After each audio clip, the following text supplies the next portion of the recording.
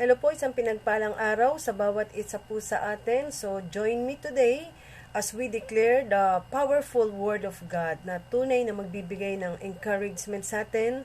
Patuloy nating maunawaan na ang mga salita ng Diyos ay tunay na pangako niya to sa atin. Isa sa mga pangako niya, hindi niya tayo pababayaan, hindi niya tayo iiwan. Amen? So, let's read in Psalm 91. So, as we read this verse, so, let's make it personal, okay? This is for you and this is for me. Na naniniwala po ako kapag ito ay narinig natin at patuloy nating minemeditate, it will encourage us, patuloy na maa-uplift yung ating spirit. Mararanasan natin na ang salita ng Diyos ay hindi lang to basta binabasa natin, kundi ito ay merong nangyayari, may nagaganap sa ating buhay. Amen? So, basahin po natin yung Psalm sa 91 declaration. So, everyday ko po itong dinideclare. Okay, Psalms 91. I declare that I will dwell in the shelter of the Most High God. I declare that I will find rest in the shadow of the Almighty. I declare that God is my refuge and my fortress. I declare that you are my God, in whom I trust, and with great confidence, in whom I will rely. I declare that God will rescue me from every trap and protect me from every disease.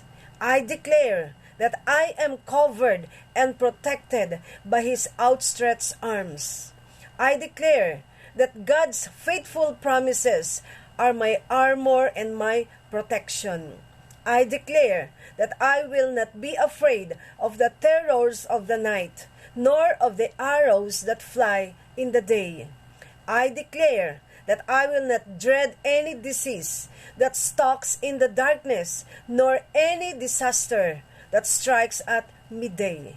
I declare that because God is my refuge and the Almighty God of my home, no evil can befall me, and no plague can come near our dwelling. I declare that God has ordered His angels to guard, to defend, and to protect me and my family. I declare that God's armies of heaven will keep me from falling. I will walk unharmed and kick anything that is evil from my path. I declare that because of God's love for me, I will call upon Him. He will set me above all my troubles. He will deliver me from all my fears, and He will honor me with His presence and power.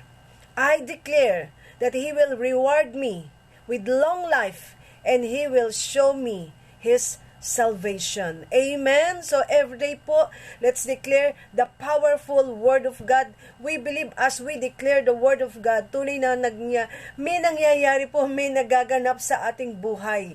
Because the Word of God has the power to change our situation. Kapatid, lagi mong tatandaan, you are never alone. Kasama mo ang ating Panginoon. Hindi Kanya pababayaan, hindi Kanya iiwan. Psalm 91 reminds us that we are not alone, even in the midst of problems.